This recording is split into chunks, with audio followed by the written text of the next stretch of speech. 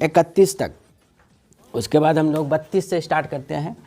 तो 32 में क्या कर रहा है देखो, यदि किसी त्रिभुज के कोण का समद्विभाजक विपरीत भुजा को समद्विभाजित करती है, यानी अगर कोई त्रिभुज है तो ये अगर त्रिभुज है और इसका जो समद्विभाजक है, इसका समद्विभाजक जो है विपरीत भुजा को क्या करती है, समद्विभाजित करती है, मतलब दो बराबर भागों में बांटती है। यानी ये बराबर क्या है, ये है, तो ये भी तो बराबर ये है, ये भी बराबर ये है। तो ये करा कि ये जो त्रिभुज बना ये कैसा त्रिभुज होगा।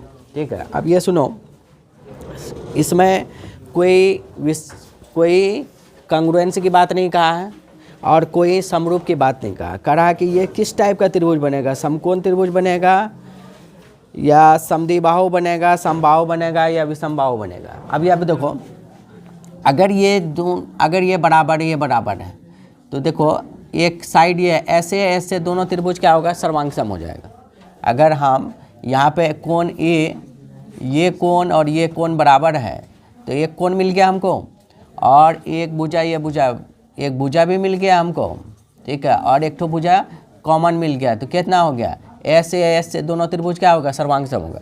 जब दोनों त्रिभुज सर्वांगसम होगा तो इसका मतलब ये बराबर ये और ये बराबर ये और ये बराबर ये होगा। तो लेकिन ये बराबर ये तो नहीं है। समद्विबाहु होने के लिए क्या होना चाहिए कि ये जो त्रिभुज है समद्विबाहु का कब हो सकता है, जब दो बराबर भुजा होगा। यदि किसी त्रिभुज के कोण का समद्विभाजक विपरीत भुजा को समद्विभाजित करता है, त्रिभुज जो होगा वो कैसा त्रिभुज होगा, समद्विबाहु होगा, समबाहु होगा, विषमबाहु होगा और समकोण होगा। समकोण त्रिभुज होने के लिए हम लोगों को क्या होगा कि हमको बहुत कुछ प्रूफ करना होगा। क्वेश्चन ये थोड़ा सा दूसरे तरीके से पूछा गया। ठीक है,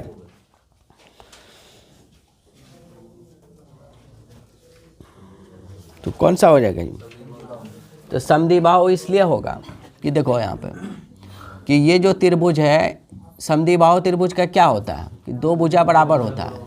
तो अब भाई कौन सा त्रिभुज समद्विबाहु होगा, यहाँ पे दो भुजा बराबर है, कौन सा भुजा बराबर है, समद्विबाहु अगर बोले पूरे त्रिभुज का बोला, कौन सा त्रिभुज है? हाँ, पूरे त्रिभुज का कैसे हो जाएगा, पूरे हाँ तो ठीक है। तो ये अगर खोन के दे तो इस त्रिभुज का क्या लेना देना है, पूरा त्रिभुज का क्या लेना देना, पूरा त्रिभुज का ही अगर हम बात करें। ठीक है, तो ये इसके बराबर है, ये इसके बराबर है, तो हमको इससे रिलेशन कुछ बन रहा है क्या,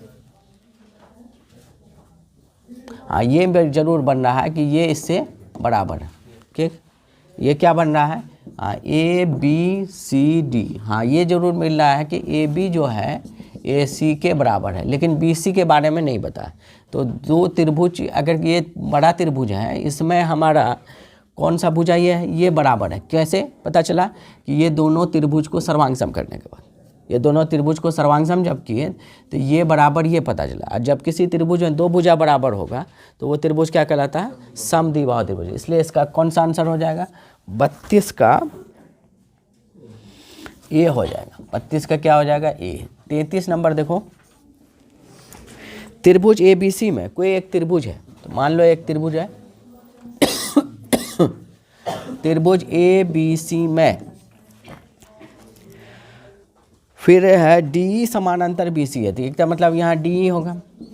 ये क्या है, समानांतर है किसके, बी सी के। तो A D by D B, A D by और डी बी जो है, A D by D B जो है वो कितना है, 2/3। तो कह रहा है कि ए ई बाय ई सी क्या होगा।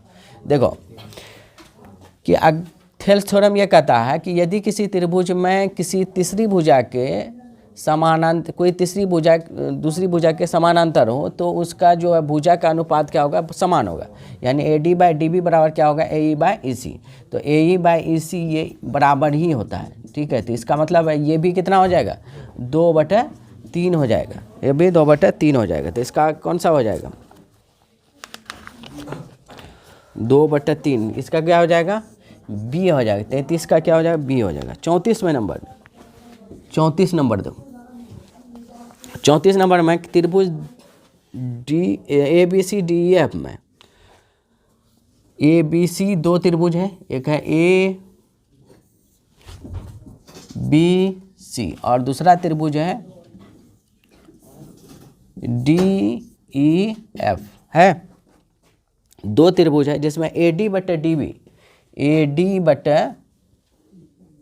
ए बी बटे D, A B by D और B C by B C bye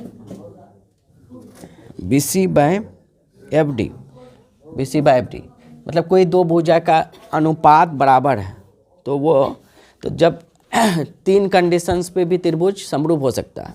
ठीक है, एक कंडीशन ये है कि दो भुजा का अनुपात और एक कोण बराबर हो। तो एक कोण इसमें से अगर देखो, अगर दो भुजा का अनुपात हो या तो b किसके बराबर हो, इसका b, इसका कोई एक कोण, तो इसका b, इसका कोई एक कोण तो d होगा। अगर उसका a लेते हैं तो इसका f। तो अब यहाँ पे देखना होगा हमको कि ये अनुपात किसका दिया हुआ है। देखो यहाँ पे ए डी, ए बी है, ए बी है और हमारे पास क्या दिया हुआ है, डी है। तो ए बी और डी ये भुजा लिया और ये लिया। उसके बाद दिया है बी सी, दिया है ये बी सी है और डी एफ है। तो बी सी और डी एफ है, तो इस बी सी कहाँ बन रहा है, यहाँ बन रहा है, और डी एफ कहाँ बन रहा है, यहाँ बन रहा है। बी सी डी एफ या एफ डी ले रहा है तो ये वाला हो रहा है, देखो बी सी। तो इसका मतलब यही कोण लेना होगा और यही कोण लेना होगा, यानी कोण बी और कोण डी जब बराबर होगा तो त्रिभुज क्या हो जाएगा, समरूप हो जाएगा। यानी दो भुजा का अनुपात और एक कोण अगर दो त्रिभुज में समान होगा तो वो भी त्रिभुज क्या होगा, समरूप होगा। वो भी अनुपात वो वाला होना चाहिए, ये कोण वो वाला होना चाहिए जो भुजा का प्रोपोर्शनेट बना है उन्हीं के बीच का कोण होना चाहिए। क्या होना चाहिए, उन्हीं के बीच का कोण होना चाहिए। तो इसलिए इसका कौन सा हो जाएगा, 34 का क्या हो जाएगा, सी हो जाएगा। क्लियर है, 34 का क्या हो जाएगा, सी हो जाएगा। चलिए पॉज। 35 नंबर में आकृति एक दिया हुआ, इस तरह का आकृति दिया हुआ। देखो एक दिया है, सर्कल दे दिया है और जिसका केंद्र क्या है वो है, और एक पॉइंट ऑफ कांटेक्ट है यानी स्पर्श बिंदु है जो जिसका नाम है Q, और वो Q को मिलाया है। ठीक है, और जो OQ है ये आपको कितना दिया हुआ है, 3 सेंटीमीटर दिया हुआ। उसके बाद एक बाह्य बिंदु में P लिया है जिसको इससे मिला दिया है, ये P है, और एक इसको भी इससे मीट करा दिया। ठीक है, अब यहाँ पे आपको दिया हुआ है PQ बराबर कितना दिया हुआ है, 4 सेंटीमीटर। अब ये देखो इसमें क्या होगा, करा OP निकालना, OP या निकालना। तो अब ये हम लोग एक थ्योरम पढ़े हुए हैं सर्कल में कि त्रिज्या और आसपास रेखा के बीच का कोण कितना होता है, 90 होता है। तो ये 90 हो गया, ये जब 90 हो गया तो इसके सामने वाला भुजा क्या होगा, कर्ण होगा। तो यानी कर्ण जब होगा तो यानी OP स्क्वायर बराबर हम क्या लिख सकते हैं, OQ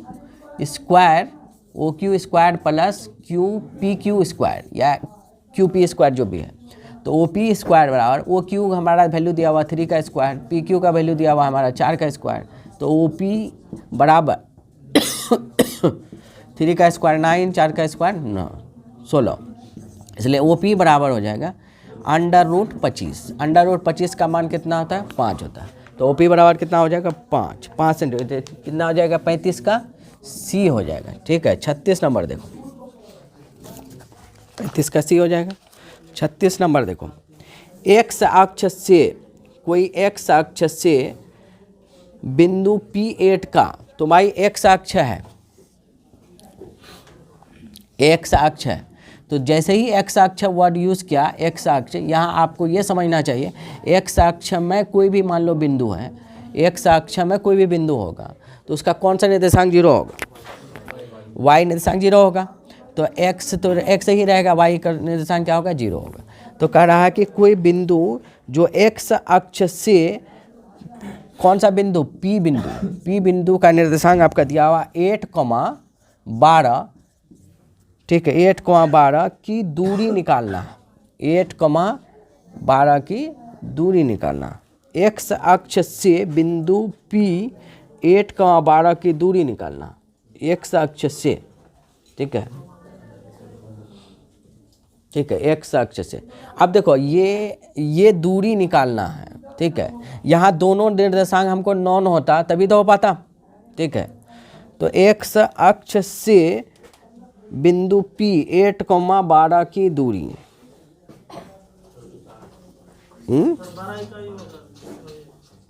कैसे हो जाएगा अपने मन से?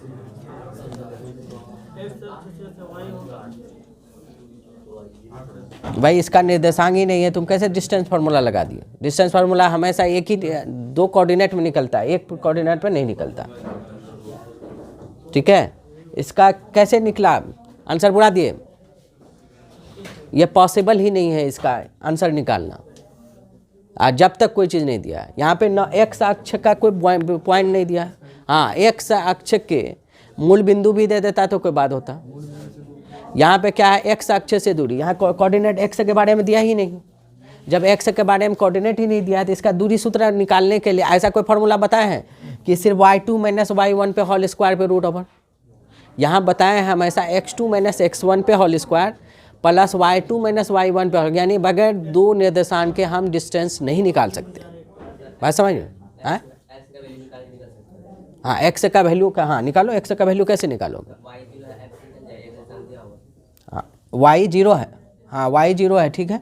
एक्स निर्देशांक कैसे निकलेगा?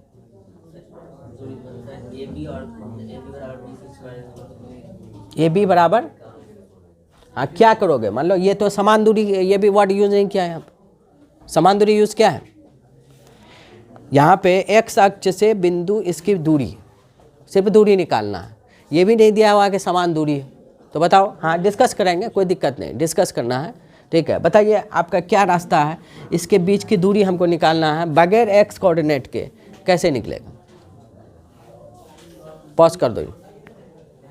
ये क्वेश्चन आपका फार्मूला के हिसाब से बन ही नहीं सकता, इसका कोई रास्ता नहीं है। इसलिए ये क्वेश्चन थोड़ा सा बहुत अच्छा भी है और ख़राब भी ये है कि आंसर पुराना भी ख़राब है।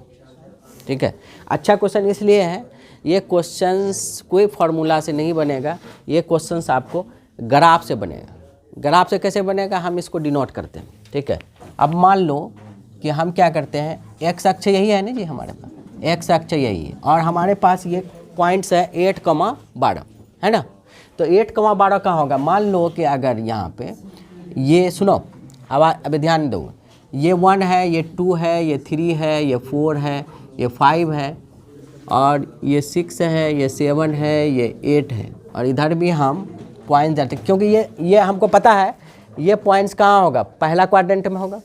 ये पता है कि फर्स्ट क्वाड्रेंट में यानी पहला चतुर्थांश में होगा, ये तो पता है। तो इसका मतलब हमको यही 2 का ज़रूरत है। तो इधर भी हम 1 कर देते हैं, 1 2 3 4 5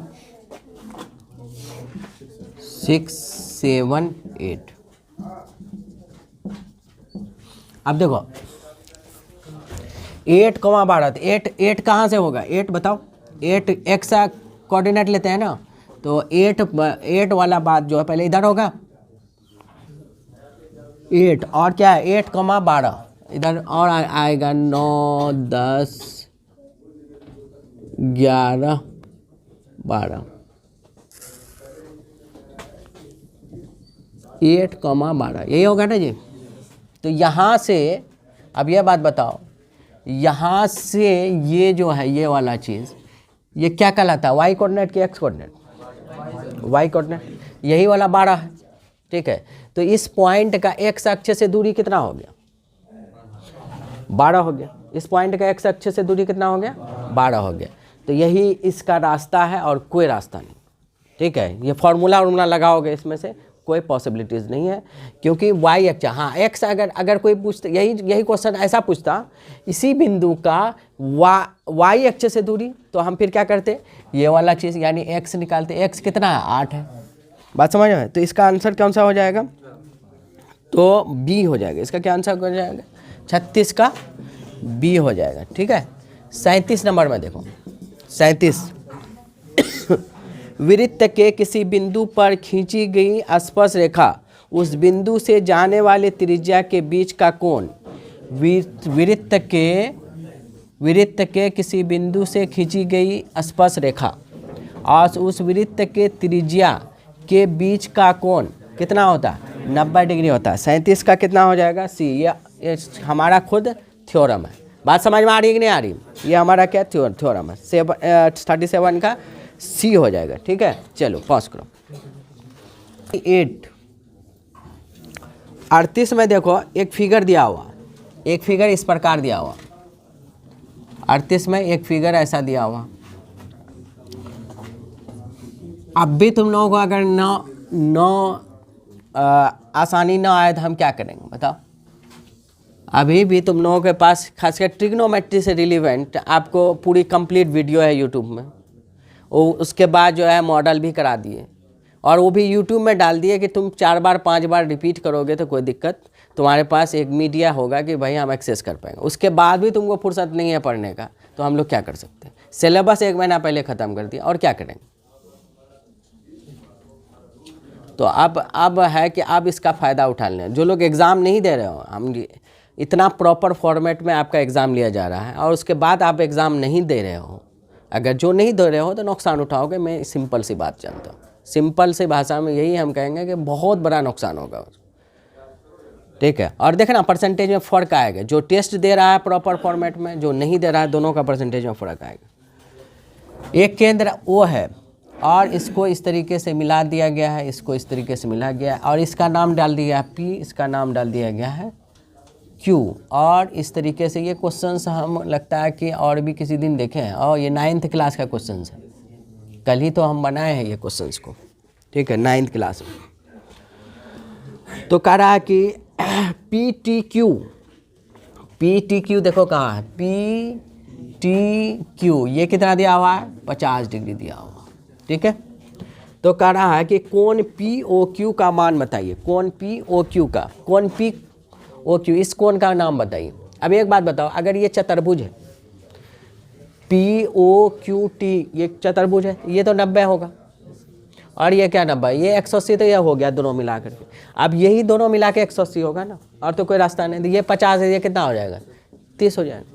लेकिन जो 9th क्लास में ये वाला सवाल नहीं पूछा था, सेम फिगर है, सवाल पूछा था कि ये वाला कौन बताइए, है वाला कौन कहना हो, ठीक है।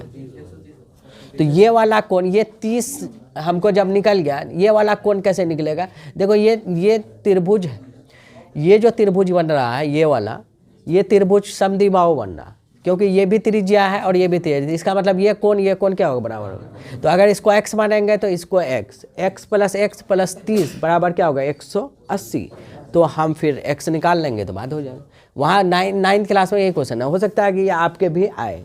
तो अगर इसको निकालना होता तो क्या करते, कोण x प्लस 30 डिग्री बराबर क्या होगा, 180। तो 2 कोण x बराबर 180 माइनस 30, कहाँ 130, पहले तो देखो ना ये 30 हुआ कि नहीं हुआ। तो इस कोण की बात कर रहे हैं, इस कोण, ठीक है। तो कोण x बराबर हो जाए 180 में 30 चला जाए, क्या होगा 150/2। तो कैसे हो गया 150/2, तो 7 दूना 14, 75 डिग्री हो जाएगा। कितना हो जाएगा, 75। अब हाँ भाई ये 75 हुआ भाई, ये 130, हाँ सॉरी, हाँ यहाँ पे 130 होगा, हाँ ये बात बोलो ना, ये 130 हुआ। तो यहाँ आ गया कितना, 50, और ये हो गया 25, यानी ये 25 डिग्री हो गया, और ये कितना हो गया, 25 डिग्री। तो ये भी क्वेश्चन आ सकता है। मॉडल का मतलब है कि एक ग्रुप है क्वेश्चंस का, लेकिन ये नहीं समझिएगा मॉडल बिहार बोर्ड का ये क्वेश्चन है, यही आने वाला, समझ गए। हाँ, इसको अगर हम इतना गारंटी देंगे, मॉडल को अगर आप 10-15 बार बना लेते हो, इतना बार बनाओ कि आपको मौखिक आंसर पता हो, तो इंशाल्लाह क्वेश्चन आपका नहीं छूटेगा, ठीक है। 39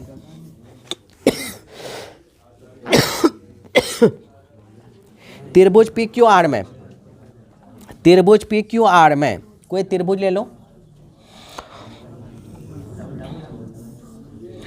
त्रिभुज PQR में कोण PRQ ये क्या है, थीटा दिया हुआ। और PQ जो है कितना दिया हुआ है, PQ देखो कहाँ है, ये है 3 सेंटीमीटर। और PR कितना दिया हुआ है, 6 सेंटीमीटर। तो थीटा का मान निकालना, तो थीटा का मान क्या होगा,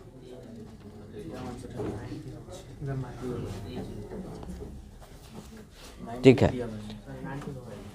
अब देखो थीटा का मान हमको पूछा, तो थीटा का मान क्या निकलेगा, ये है ना क्वेश्चन। तो इसमें उल्टा क्वेश्चन पूछा है। देखो बड़े अच्छा क्वेश्चन ये भी है, ये भी बहुत अच्छा क्वेश्चन है, क्योंकि इस तरह के बिहार बोर्ड में जलजा क्वेश्चन पूछता नहीं है कभी। सबसे पहले ये देखो, ये थीटा है, ये कोई ऐसा त्रिभुज का नाम नहीं दिया है, त्रिभुज का नाम नहीं दिया है। अगर हम समकोण त्रिभुज लेके चलें, थीटा होता है जहाँ पे क्वेश्चन दिया हुआ है, हाँ समकोण त्रिभुज में दिया हुआ, तब तो कोई बात ही नहीं। समकोण त्रिभुज दे दिया तब तो लफड़े खत्म हो गए। समकोण त्रिभुज दे दिया और ऐसा दिया हुआ है ना, तब तो लफड़े खत्म हो गया। समकोण त्रिभुज में आपको पी क्यू आर में पी आर ऐसा है। अब फिगर समझ में आ गया, अब फिगर भी दिया हुआ है, चलो बहुत अच्छा। तो अब ये थीटा है, तो भाई ये वाला चीज़ इस थीटा के लिए पी है और ये क्या एच है, इसका मतलब साइन थीटा यूज़ होगा। तो साइन थीटा बराबर क्या होता है, पी बटा एच, और पी कितना है 3 है और एच कितना है 6 है। तो साइन थीटा बराबर क्या हो जाएगा 1/2, और साइन थीटा बराबर, साइन में कौन सा पे हाफ होता है 30 पे, तो साइन 30 कितना होता है हाफ होता है। साइन साइन कैंसिल, तो थीटा बराबर क्या हो जाएगा 30 डिग्री हो जाएगा। थीटा बराबर क्या हो जाएगा 30 हो जाएगा। तो इसका हो जाएगा आपका 39 का ए हो जाएगा। 39 का क्या हो जाएगा ए हो जाएगा, ठीक है।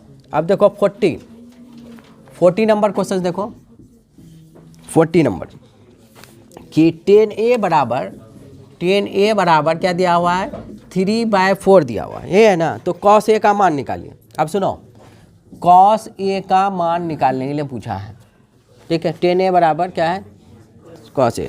तो अब यहाँ पे देखो, हम अभी डायरेक्ट तरीके से निकालेंगे तो टाइम बर्बाद होगा, तो हम क्या करते हैं, ये इसको p मान लिए और इसको b मान लिए। तो h निकालना होगा। h निकालने के लिए क्या करना होगा, 4 का स्क्वायर, ये 4 का स्क्वायर में 3 का स्क्वायर को माइनस करना होगा। 4 चौका 16 और 3 3 9, 16 में से 9 चला गया √7,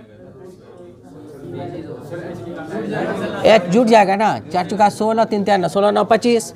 अब 25 का अंडर रूट कितना होता है 5, तो 5 तो हमको क्या निकल गया h निकल गया, और 10 थीटा p/b, तो b/4/5 हो जाएगा। तो 4/5 कौन सा ऑप्शन होगा, b हो जाएगा। तो 40 का क्या हो जाएगा b 4/5, और इसका क्या हो जाएगा क्या हो जाएगा जी b ना 41 41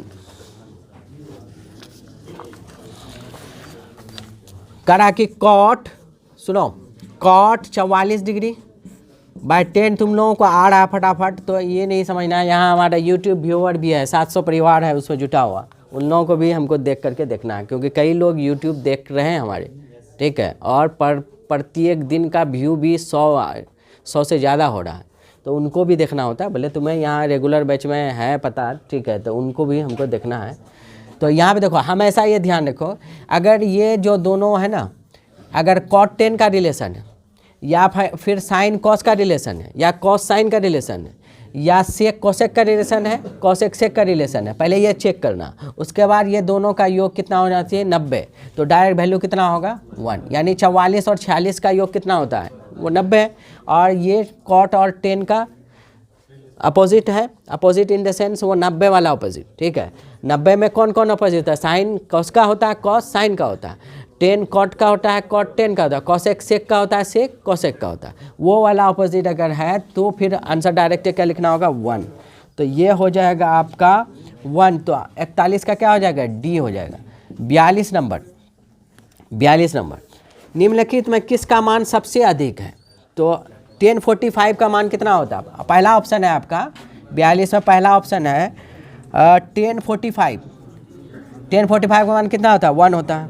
दूसरा ऑप्शन है साइन 45 का 1/√2। तो अब यह देखो, एक का छोटा ही भाग होगा ना, एक से तो छोटा ही हुआ ये वैल्यू, ठीक है। उसके बाद सी, इसको अगर निकालना भी चाहोगे तो ये देखो, ये क्या हो जाएगा √2 गुना कर दो √2/√2, तो क्या हो जाएगा √2/2, और √2 का मान होता है 1.414/2, तो कितना हो जाएगा 0.7 हो जाएगा, ठीक है 0.7 हुआ।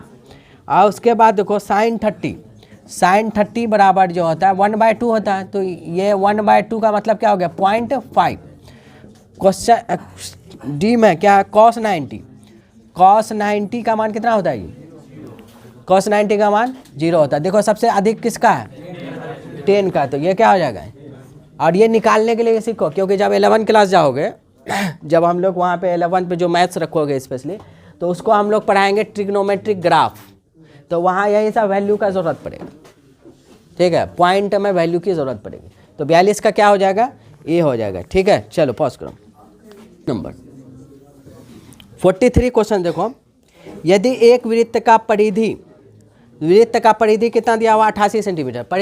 परिधि को सी से डिनोट करते हैं, और परिधि का क्या फॉर्मूला होता है, 2πr। फिर आवाज़ कर रहे हो, एक बार बोले आवाज़ नहीं करो।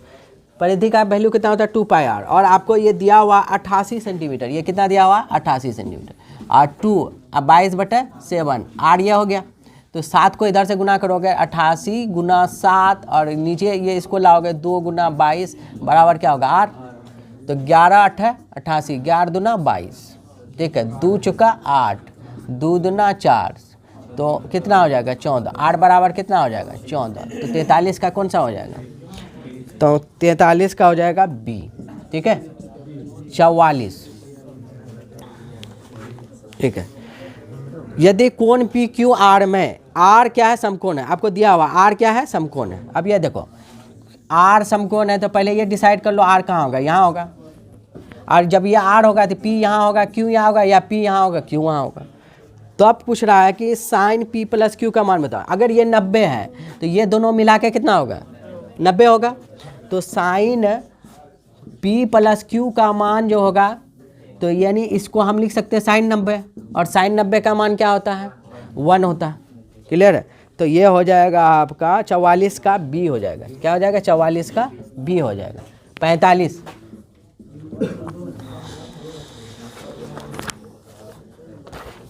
में देखो अल्फा बाय 4 बराबर 15 डिग्री, ठीक है। अच्छा बताओ अल्फा कितना हो जाएगा, अल्फा अगर करोगे 15 गुना 4 कितना होगा, 60 डिग्री हो जाएगा, ठीक है। अब देखो कह रहा है कि √3 कॉसेक अल्फा बराबर क्या होगा, √3 कॉसेक अल्फा क्या होगा, यही ना। तो आप देखो √3 रहने दो, और कॉसेक अल्फा के जगह हम क्या लिख सकते हैं, 60। तो पहले देखो जब भी कॉसेक 60 निकालना है, पहले आप चला जाइए साइन 60। साइन 60 का मान कितना होता है, √3/2। तो कॉसेक क्या होगा, 2/√3। तो 2/√3, तो √3 कैंसिल, आंसर कितना हो जाएगा, 2 हो जाएगा। तो इसका आंसर हो जाएगा 2, कितना हो जाएगा, 45 का बी हो जाएगा, ठीक है। 46 देखो मॉडल का सॉल्यूशन कहीं नहीं है, खोज के देख लो, ठीक है, मिल रहा है तो फ़ायदा उठाओ, ठीक है।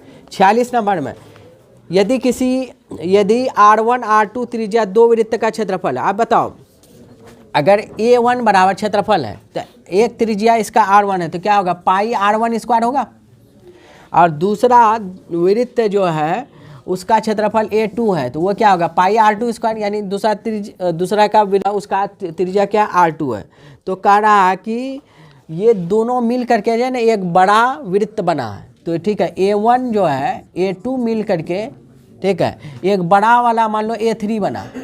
क्या बना है, A3 बना, ठीक है। यानी 2 वृत्त को जोड़ करके एक बड़ा वृत्त बना है जिसका नाम है A3। तो अब ये मान लो अगर ये क्या हो जाएगा, पाई R1², और ये क्या होगा, पाई R2², और इसका त्रिज्या कुछ और मान लो, तो मान लो कि R ही मान लेते हैं, तो क्या होगा, पाई R² हो जाएगा। तो देखो पाई कॉमन लोगे तो क्या होगा, R1² प्लस R2² बराबर पाई R²। ये ख़त्म, ठीक है।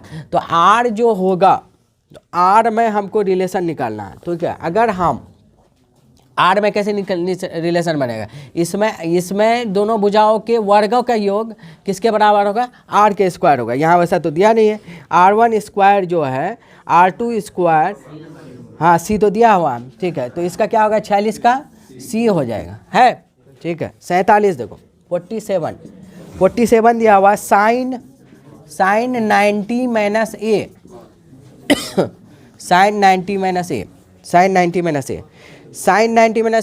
माइनस थीटा क्या होता है, कॉस थीटा। प्रूफ भी करके सिखा चुके हैं आप लोग, तब भी नहीं पता हो तो हम क्या कर सकते हैं, ठीक है। क्या होगा, कॉस A, तो इसका क्या होगा, cos A। Sine 90 minus theta क्या होता है, कॉस थीटा होता है। यानी 47 का क्या हो जाएगा, D हो जाएगा, 47 का D। एक बात हम खास कर उन स्टूडेंट से बोलेंगे, ठीक है, कोचिंग से रिलीवेंसी ये बात है, उन स्टूडेंट से हम बात करेंगे जो खासकर हमसे कनेक्टेड, ठीक है। और तुम लोग देखें कि मैं आप लोगों का बहुत तारीफ़ इस वजह से भी करता हूँ कि इस लॉकडाउन में भी हम लोग सिलेबस ख़त्म किए और तुम लोगों ने साथ दिया, ठीक है। जब इस लॉकडाउन में सिलेबस ख़त्म किए तुम लोगों ने साथ दिया, अगर और 7 महीना अगर हम लोगों के साथ इन्वॉल्व होते तो बहुत ज़बरदस्त इस बार रिज़ल्ट होता, ठीक है। तो बहरहाल जो हो गया, अब आगे की ज़िंदगी हमको अच्छे से गुजारना है। लेकिन जो तुम्हारे ऐसे बच्चे जिसको तुम रेनबो से कनेक्टेड करना चाहते हो, ठीक है, तुम्हारे ऑब्वियसली तुम लोगों के रेफरेंस से भी बच्चा आता है, ठीक है। पिछले साल भी बच्चा जो है तुम्हारे पुराने बैच के मतलब डायरेक्टली ऐड से कोई बच्चा नहीं आता है, डायरेक्ट किसी न किसी रेफरेंस से आता है, स्टूडेंट की रेफरेंस आता है। तो कम से कम उनको मैं ये नहीं कह रहा हूँ तुम रेफ़र ही मेरे यहाँ करो, तुम खुद यहाँ पढ़े हो, सेटिस्फाइड हो तो रेफ़र करो। तो उसके लिए एक ठो काम बता दो कि भाई वो बैच का फर्स्ट डेट को आए। तुमको पता है कि 15 फरवरी को हमारा बैच स्टार्ट होता है, 15 फरवरी को बच्चा आ जाए तो हमको आसानी होगी, उसका बेसिक वगैरह जो भी कमी है हम उसको दूर करके अच्छा से अच्छा परसेंटेज दिला सकते हैं। लेकिन वो आएगा बीच में जुलाई, अगस्त, सितंबर में, तो भाई मेरे पास वक्त ही नहीं देगा तो हम कहाँ से कर पाए। तो तुम लोग सबको ये करो, इस बार तो इवनिंग बैच भी स्टार्ट हो रहा है सब चीज़ का इसमें हमारा मॉर्निंग और इवनिंग बैच पूरा प्रॉपर वे में स्टार्ट हो रहा है। जैसे 6 से 9 हमारा चलता है, 8, 9, 10 वो तो चल ही रहा है। उसके बाद हमारा इधर भी स्टार्ट हो रहा है कौन सा इवनिंग बैच में 2:30 बजे से लेकर के 5:30 बजे तक, जिसमें 9 और 10 होगा एकदम कंप्लीट टीम के साथ।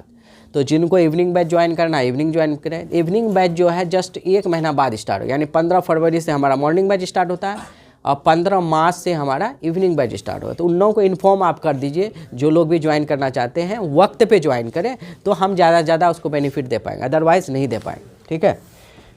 चलिए 48 नंबर हम लोग देखेंगे, उससे पहले पॉज कर दो। ये डिस्टेंस का क्वेश्चन है, करा कि एक 15 मीटर लंबी सीढ़ी, एक सीढ़ी है तो ऐसे ही नहीं कहीं झुका हुआ होगा जी, और ऑब्वियसली ये दीवार होगा या कहीं पे खड़ा होगा, ठीक है, इस तरीके से। तो ये क्या हो गया हमारा सीढ़ी हो गया, क्या हो गया सीढ़ी हो गया।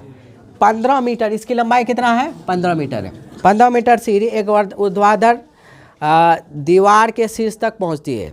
यदि सीढ़ी दीवार के साथ कितना डिग्री बनाता है 60 डिग्री बनाता है। सीढ़ी बना रहा है दीवार के साथ 60 डिग्री, तो ऑब्वियसली यहाँ बनाएगा, यहाँ बनाएगा, यही बनाएगा ना, यही बनाएगा कि नहीं बनाएगा। देखो क्वेश्चन को थोड़ा सा घुमा दिया है, ठीक है। 15 मीटर लंबी सीढ़ी एक ऊर्ध्वाधर दीवार के शीर्ष तक पहुँचती है, ऐसे ही क्या है दीवार के शीर्ष तक पहुँचती है। और दीवार और सीढ़ी के बीच का कोण जो है वो क्या है, यदि सीढ़ी दीवार के साथ 60 डिग्री का कोण बनाती है तो दीवार की ऊंचाई बताना, ये उल्टा कर दिया है। तो इसको चाहे तो हम यहाँ 30 लिख करके ही बना सकते हैं, नहीं तो उस एंगल से भी बना सकते हैं, क्या दिक्कत है। तो ए नाम डाल दो, इसका नाम डाल दो बी, इसका नाम डाल दो ए सी मान लेते हैं सीढ़ी की लंबाई। तो हमको दीवार का, तो बताओ इसमें ये पी है तो ये क्या है बी है, इस 60 के लिए क्या है बी है। बी और एच में रिलेशन किसका होता है कॉस का होता है। तो कॉस 60 बराबर क्या होगा बी बटा एच। तो बी क्या है ए बी और ए सी। कॉस 60 का मान कितना होता है 1/2 और ए बी हमको पता नहीं है, ए सी आपको पता है 15। तो ये इधर लेके जाओगे 2AB बराबर कितना होगा 15/15, इसलिए ए बी बराबर कितना हो जाएगा 15/2 सेंटीमीटर। यह मीटर है, मीटर है तो मीटर होगा, ठीक है। तो कितना 7.5 मीटर होगा। हाँ इसको और एक तरीके से बना सकते हैं, कैसे, अगर ये 90 है ये 60 है तो ये ऑब्वियसली कितना होगा 30 होगा। तो P बटे यहाँ 30 से भी बन सकता था, क्या होता था साइन 30 बराबर क्या होता है P बटे एच। साइन लगाते तो तब भी बनता P बटे एच। तो P कितना है ए बी और ए सी। साइन 30 बराबर कितना होता है 1/2। ए बी कितना है पता नहीं है, ए सी कितना है 15 है। तो फिर ए बी बराबर कितना होता है 15/2। दोनों में क्या होता है वही आंसर होता है, ठीक है। 49 देखो 49 कॉट 1 डिग्री और कॉट 89 डिग्री का मान क्या होगा आप सुनो। तो अगर हमको इसको इसके फॉर्म में लिखना है तो हमेशा ये कोशिश करो या तो ये इसके जैसा हो जाए या तो ये इसके जैसा हो जाए। तो cot 1 को अगर हम लिखना चाहेंगे तो हम ऐसा लिख सकते हैं, cot 90 में 89 घटाएंगे। देखो cot का cot 90 में 89 घटेगा, 1 होगा, बात सही है। तो cot 90 माइनस थीटा क्या होता है, tan थीटा, tan 89, ठीक है, बराबर cot 89। और जब tan 89 सेम एंगल पर tan और cot आ जाए, सेम एंगल पर tan और cot आ जाए, सेम एंगल में cosec और sec, ये क्या कहते हैं कि cos आ जाए, cosec और sin आ जाए, और सेम एंगल में sec और cos आ जाए, तो डायरेक्ट वैल्यू क्या हो जाए, 1 कर दो। तो यहाँ पे अगर नहीं भी करना चाहते हो तो ऐसे करो, tan 89 और cot थीटा बराबर क्या होता है, 1/10 थीटा, 1/10 89, तो ये खत्म, बराबर क्या होगा 1। तो 49 का क्या हो जाएगा हमारा, ए हो जाएगा। 49 का क्या हो जाएगा, ए हो जाएगा। 50 नंबर में देखो, आर त्रिज्या वाले गोले का संपूर्ण पृष्ठ क्षेत्रफल क्या होगा। आर त्रिज्या वाला गोला, तो गोला है तो उसका संपूर्ण पृष्ठ क्षेत्रफल का, गोला का संपूर्ण पृष्ठ क्षेत्रफल क्या होता है जी, 4πr² होता है। जो गोला का संपूर्ण पृष्ठ क्षेत्रफल क्या होता है, 4πr। ये डायरेक्ट फार्मूला पूछ दिया। 50 का क्या हो जाएगा, डी हो जाएगा। क्लियर है। 51 का 6, 8, 9, x तथा 13 का माध्य कितना है, 10 है। तो अब यहाँ देखो, ये 9 क्लास का सवाल है और अभी हम 9 में यही चैप्टर ही खत्म किए हैं, ठीक है। तो ये माध्य का फॉर्मूला होता है, जो इवेंट हुआ, जो घटना हुआ, सबको जोड़ दो। तो 6 + 8 + 9 + x + 13। अब कैठो घटना हुआ, 1, 2, 3, 4, 5 से डिवाइड कर दो। तो माध्य आपको दिया हुआ है कितना, 10 हो गया। 8, 6, 14, 14 और 9, 14, 6, 20, 3, 23, 23, 3, 26, 26, 10, 36, 36 + x 5 और 10 को 5 से गुणा करोगे 50, बराबर क्या है, 36 + x। इसलिए x बराबर हो जाएगा 50 में 36 माइनस चला गया, 36, 4, 40, 10, 50, कितना हो जाएगा, 14। तो कितना हो जाएगा, x का मान कितना हो जाएगा, 14 हो जाएगा। 14 किस में है, डी में है। 51 का क्या हो जाएगा, डी हो जाएगा। क्लियर है, कोई दिक्कत। देखो शंकु हो गया, शंकु की ऊंचाई त्रिज्या से दुगुनी है, तो शंकु का आयतन क्या हो जाएगा। तो आप ये बताओ, शंकु की ऊंचाई यानी h जो है त्रिज्या दुगुनी है, तो 2r हो जाएगा, और r तो r ही रहेगा। तो शंकु का आयतन कितना होता है, आयतन जो होता है शंकु का कितना होता है, ये 1/3 πr² h। तो 1/3 πr², r के जगह क्या होगा, r ही रहेगा, और h के जगह क्या होगा, 2r होगा। 1/3 πr² h होता है आयतन। आयतन कितना होता है, ठीक है, 1/3 πr² h, ठीक है। तो कह रहा है कि देखो πr² h, तो पहले का h जो है, तो ये कह रहा है कि आयतन उससे कितना हो जाएगा, पुराना वाला से आयतन कैसा हो जाएगा, ठीक है। तो पुराना वाला आयतन से कितना हो जाएगा जी बताओ। शंकु की ऊंचाई और त्रिज्या, और शंकु की ऊंचाई और त्रिज्या दूना हो जाता है, पुराना वाला से दूना हो जाता है। अच्छा जी, यहाँ थोड़ा सा क्वेश्चन में ये है, शंकु की ऊंचाई भी दुगुना हो जाता है, यानी h क्या हो जाता है, 2h हो जाता है, और त्रिज्या कितना होता है, 2r हो जाता है। तो h 2h हो जाता है, तो h 2h तो ये हो गया, और r 2r हो जाता है, तो ये क्या हो जाएगा, 2r हो जाएगा। तो आप देखते हैं पुराना वाले से क्या होता है, 1/3 पाई 2 का स्क्वायर 4r² और 2h तो 2h। तो अब देखो 1/3 पाई r² h कर दिए, 4 2 8। तो ये हमारा पुराना वाला शंकु का आयतन है, और इससे कितना हो जा रहा है, 8 गुना हो जा रहा है। कितना हो जा रहा है, 8 गुना हो रहा है। यानी 52 का क्या हो जाएगा, डी हो जाएगा। 52 का क्या हो जाएगा, डी हो जाएगा। 53 नंबर में देखो, 53 में ऐसे दिया हुआ, यहाँ देखो 53 नंबर में एक ठो वर्ग अंतराल दिया हुआ है, क्लास इंटरवल, और एक बारंबारता वाला कॉलम दिया हुआ। ये क्या है, 0 से 5, 5 से 10, 10 से 15, 15 से 20, 20 से 25 सब पढ़ा चुके हैं। ठीक है, 12, 17, 14, 22 और 11। तो कह रहा बहुलक वर्ग की निम्न सीमा कौन? बहुलक वर्ग कौन सा होता है? जो सबसे ज़्यादा बराबरता होता था। सबसे ज़्यादा बराबरता कौन है? 22। इसका यही इसी का वर्ग अंतराल इसका बहुलक वर्ग होगा। ये क्या हो जाएगा? बहुलक वर्ग।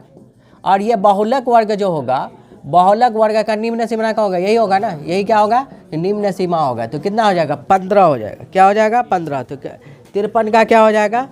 ए हो जाएगा। क्लियर है? 53 का क्या हो जाएगा? ए हो जाएगा। 54 का,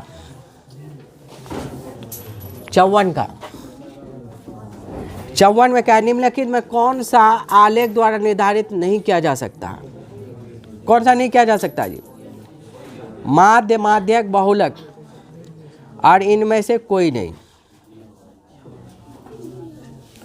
देखो एवरेज का जहाँ तक बात है, माध्यक जो होता है और बहुलक, अगर हम माध्यक एक नॉर्मल इसमें माध्यक निकाल देते हैं तो एक माध्यक को भी हम दिखा सकते हैं और बहुलक को भी दिखा सकते हैं। ये क्वेश्चन थोड़ा हम लोग देखेंगे बाद में। ठीक है, थोड़ा सा हम कॉन्फिडेंस हो जाएंगे तब। बंद कर दो।